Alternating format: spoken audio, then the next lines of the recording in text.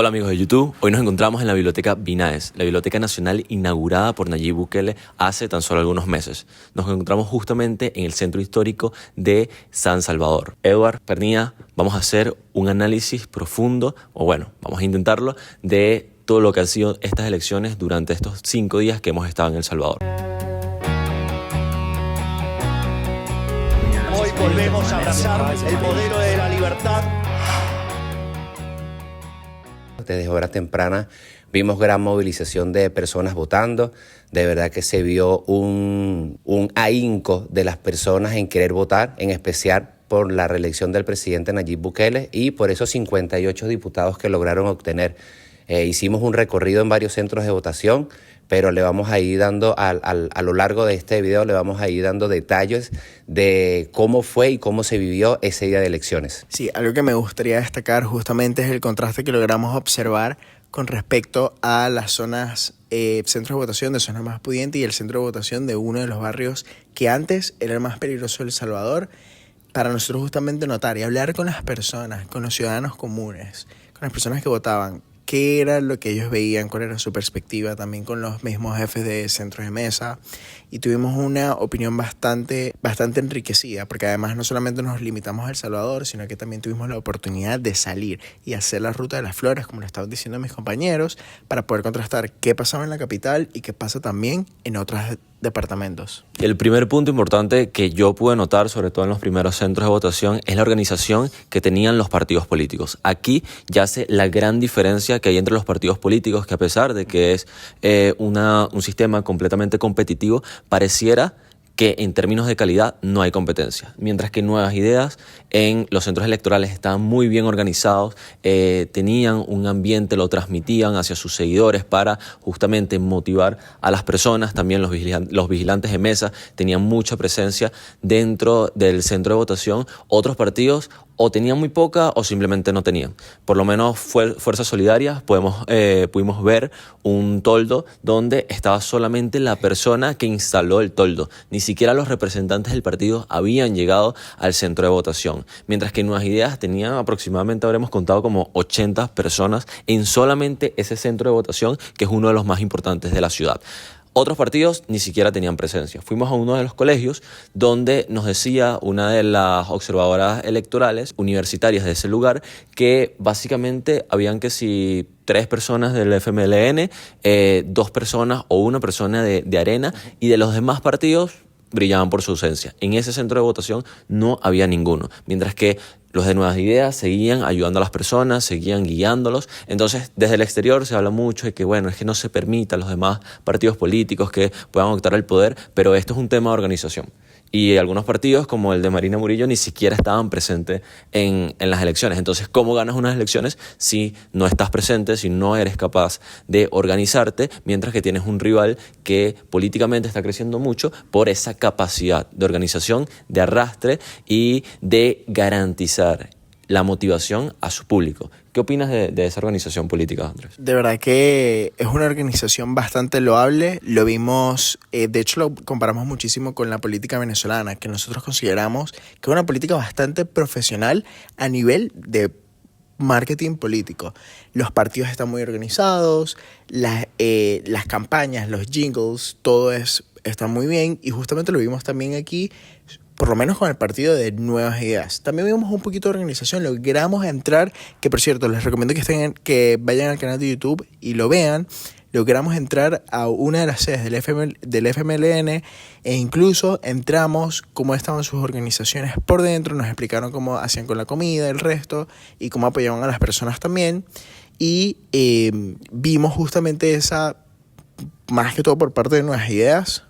De lejos se nota que hay asesoramientos de venezolanos, porque los hay muchos venezolanos que están trabajando aquí también para el gobierno, y de verdad que increíble en ese sentido. Vimos música, vimos personas, mucho material de venta también en las calles, sobre el Partido Nuevas Ideas, y vimos también por ejemplo, las celebraciones, cómo las personas motivaban, muchísimas camionetas también de movilización, que es un aspecto que nosotros siempre consideramos importante. La movilización, tú puedes tener muchísimo apoyo, pero si al final no movilizas a las personas y no las convences que vayan a votar, puedes perder unas elecciones incluso teniendo un apoyo real mayor.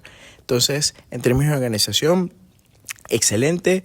Y bueno, hay muchísimas otras cosas que destacar. Por ejemplo, como viste, Edward, la afluencia en los distintos centros de votación que fuimos, los distintos pueblos. Sí, como tú bien lo mencionas, y esa diferencia la vimos y la estuvimos comentando, me llamó mucho la atención de que tenían cada parte, o sea, cada persona o cada escuadra tenía un líder. Estoy hablando del partido Nuevas Ideas. Pudimos observar donde una persona siempre tenía como un grupo de personas que la seguían o que lo seguían, y esa persona le reportaba a otro que era como un coordinador del espacio de ese centro electoral donde estaban votando. Y eso es movilización, eso es el poder que tiene actualmente el Partido de Nuevas Ideas para movilizar todo su personal en camionetas, en carros, en autobuses, y eso se vio y se marcó mucho la diferencia en cuanto a los resultados.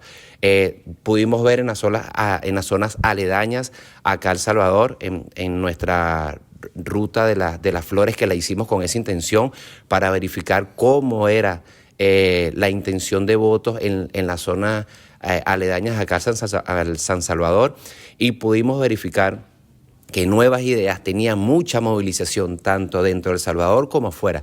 Y sí, no les voy a mentir, me llamó mucho la atención que el partido FMLN, que fue al sitio o la casa de campaña donde logramos entrar, no tenían mucha capacidad de personas. Creo que en nuestro video, en nuestro canal, van a poder observar que cuando máximo 5 personas, y cuando hacíamos una comparación con el partido de Nuevas Ideas tenía una fila como de 200 personas en esos sectores, y entonces era lo que yo le decía a Richard y a Pernilla: no es que los partidos o Nuevas Ideas tenga una hegemonía acá en El Salvador, es que la organización que tiene Nuevas Ideas no la tiene ni el Partido de Arenas ni la tiene el FMLN. Yo opino que en toda política la profesionalización de los partidos siempre es importante, porque si estás en democracia quiere decir que hay competencia entre los partidos, es decir, tienen que mejorar su imagen, la forma en transmitir sus ideas y venderla ante una población.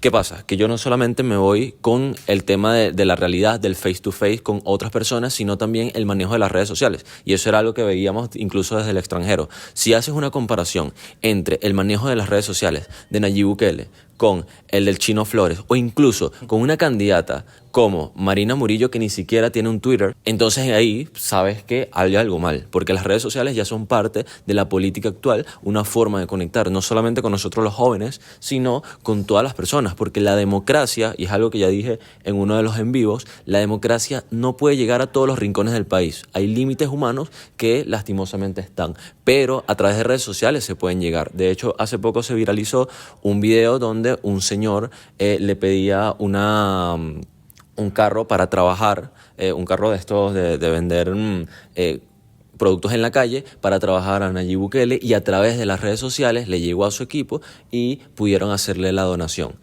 El señor ahora se encuentra trabajando, hizo su video para agradecer, y de esa forma se ve cómo hay una conexión a través de redes sociales que hace que las gestiones sean más efectivas. No como algunos críticos que dicen, bueno, es que utiliza las redes sociales para ser más cool.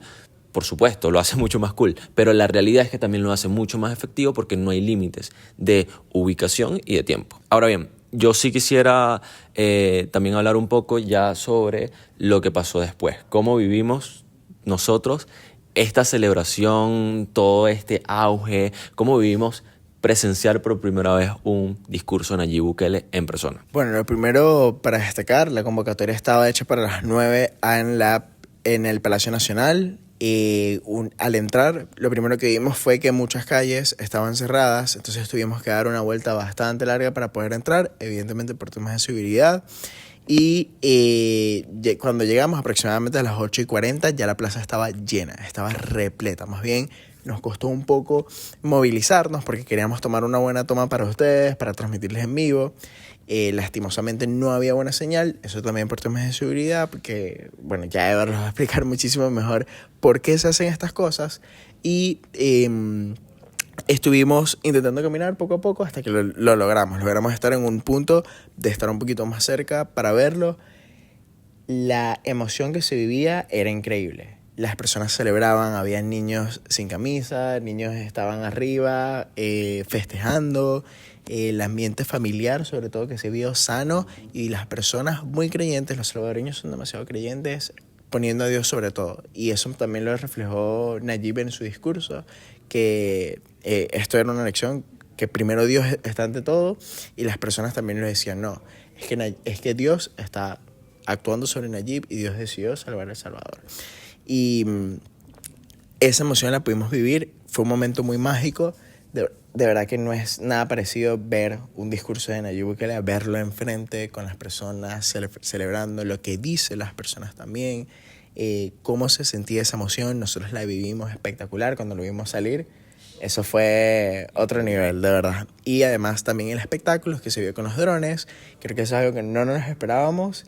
Fue bastante hermoso y vale la pena porque justamente está a la altura. El evento estuvo a la altura de lo que significó una victoria histórica en la democracia a nivel mundial.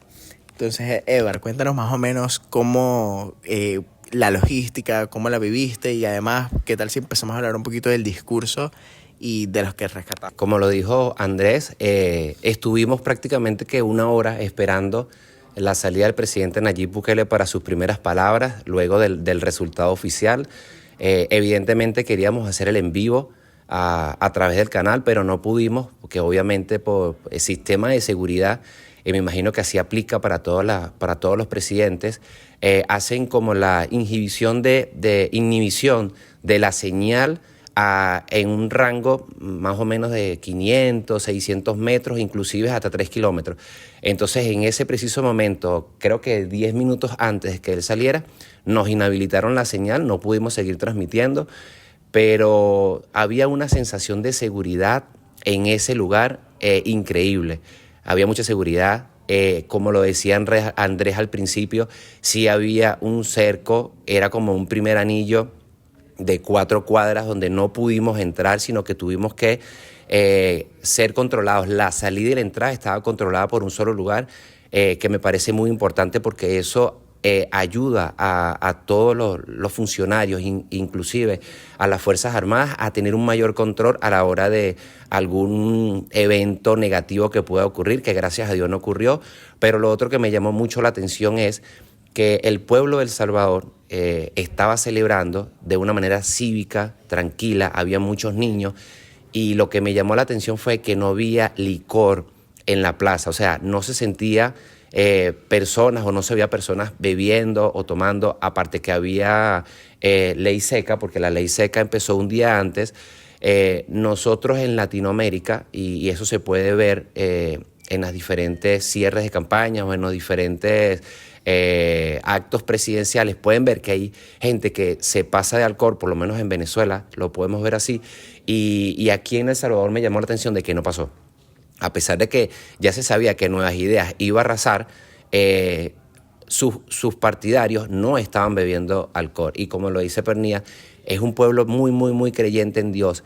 Y ese previo, antes que saliera Nayib Bukele, me gustó mucho porque en todas las pantallas siempre había un mensaje de Dios, un mensaje de reconciliación, un mensaje de progreso, y para mí eso es bien importante. Con respecto al discurso de Nayib Bukele, en verdad fue una obra de arte, como lo hizo, toda la estructura, la línea narrativa que mantuvo, el mensaje que dio no solamente nacional, sino internacionalmente, y la forma en cómo abordó las críticas. Yo creo que eso es importante, porque Nayib Bukele se ha convertido en una figura tan popular que es amada, pero también odiada por el riesgo que representa para algunos internacionalmente, sobre todo porque demostró, como lo decíamos en un live, que ya no hay excusas.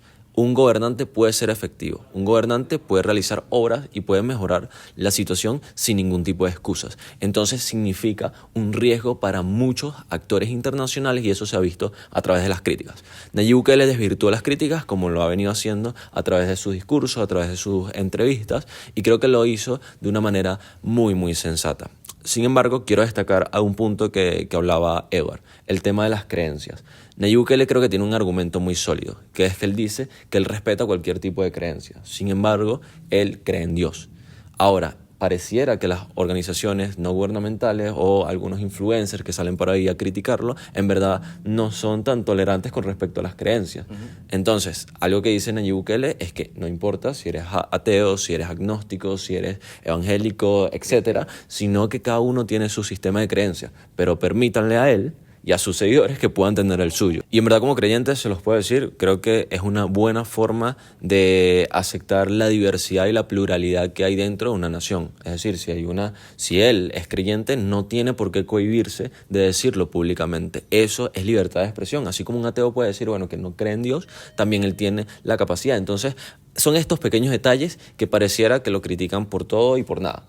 Entonces, si es muy agresivo con las maras o con las pandillas en general, entonces es muy agresivo. Pero también al mismo tiempo lo critican porque supuestamente negocia con las maras. Entonces, ¿quieren que sea agresivo o quieren que negocie? ¿O quieren que simplemente no esté él y ya?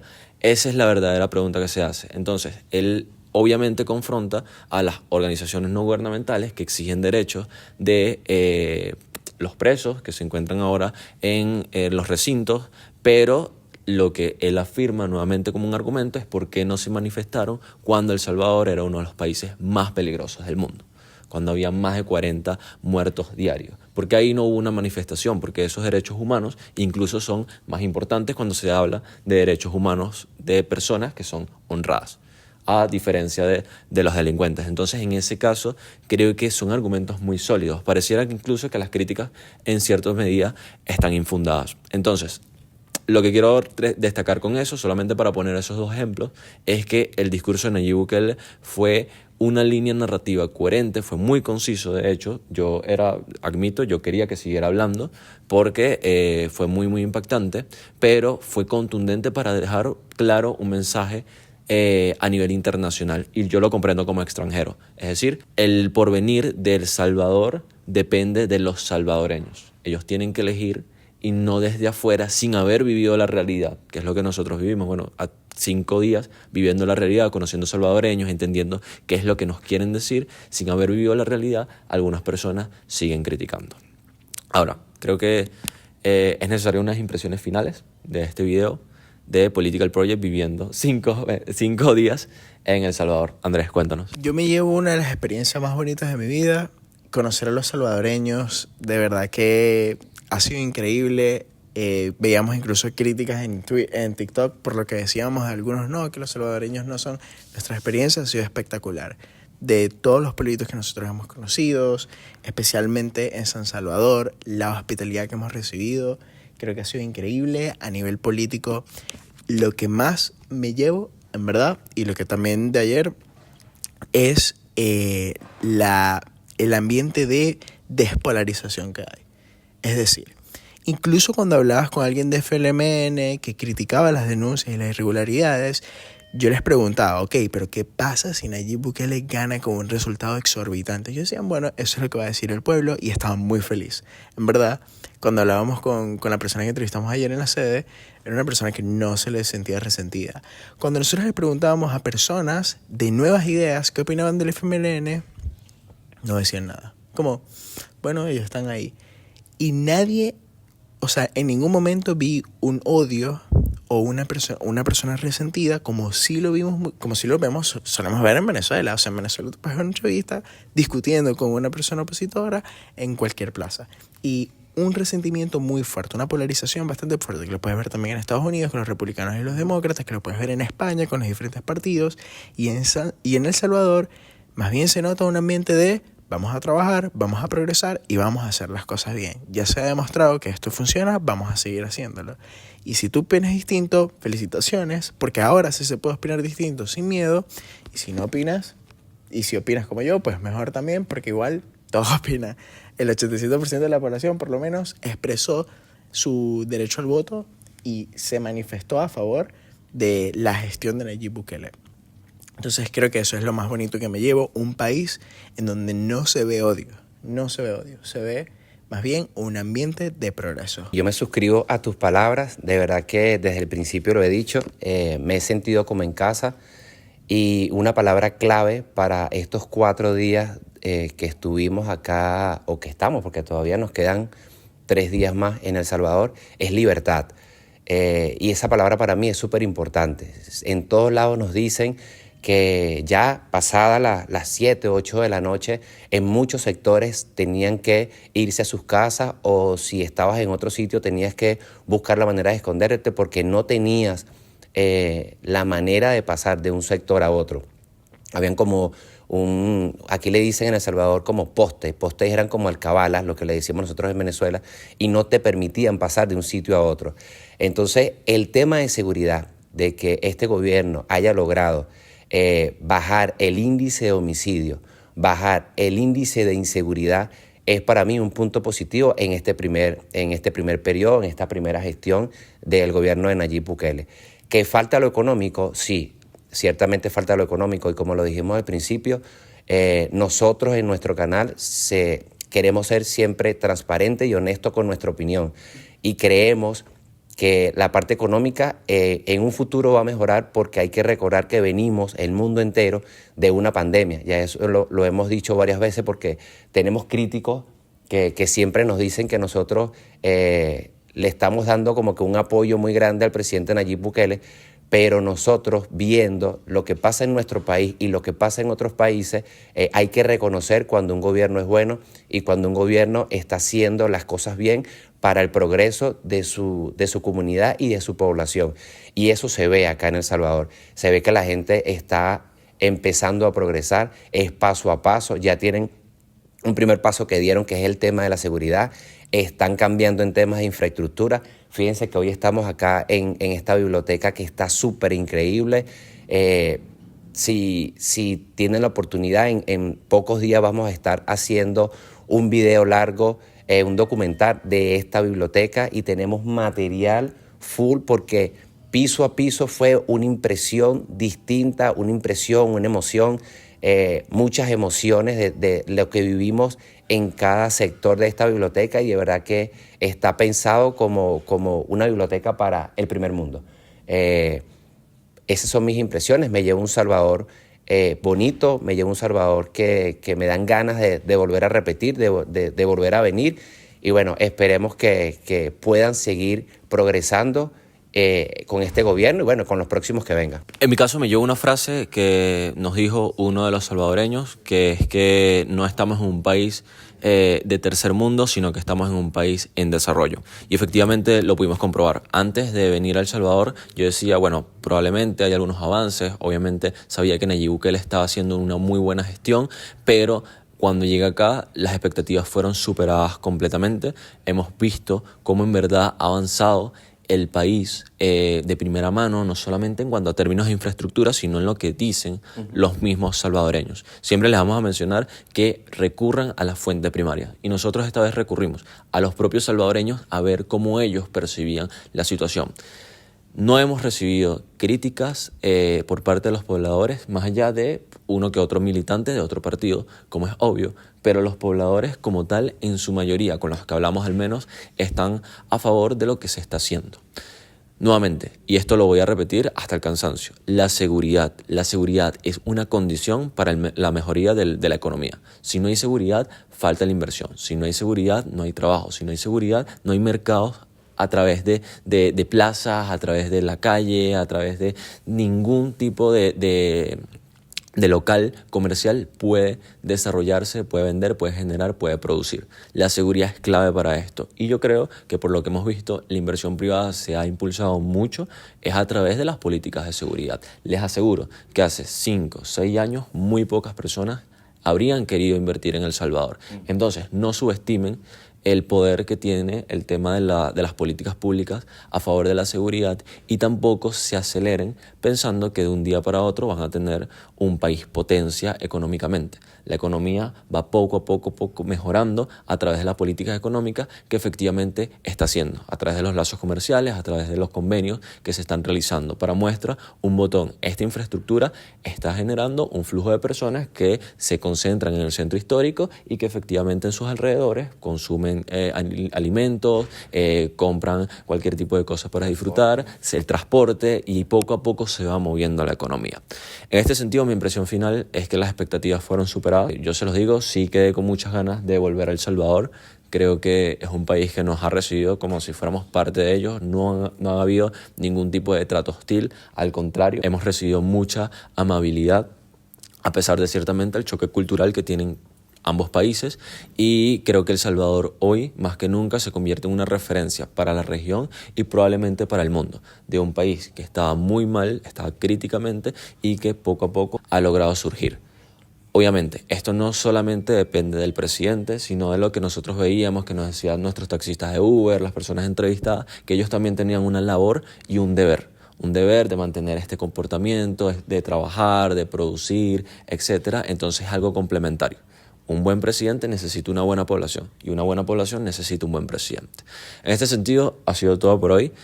Ha sido una jornada sumamente larga. Vean en YouTube, hemos subido muchos shorts, muchos videos sobre la realidad de El Salvador. Las entrevistas están muy interesantes y les mencionamos que se suscriban, denle like para que las personas sigan conociendo la realidad de El Salvador, la verdadera realidad de El Salvador contada por salvadoreños que pudimos conocer a través de estos días. Denle like, comenten, suscríbanse y nos vemos en la próxima. Hasta luego. Hasta luego.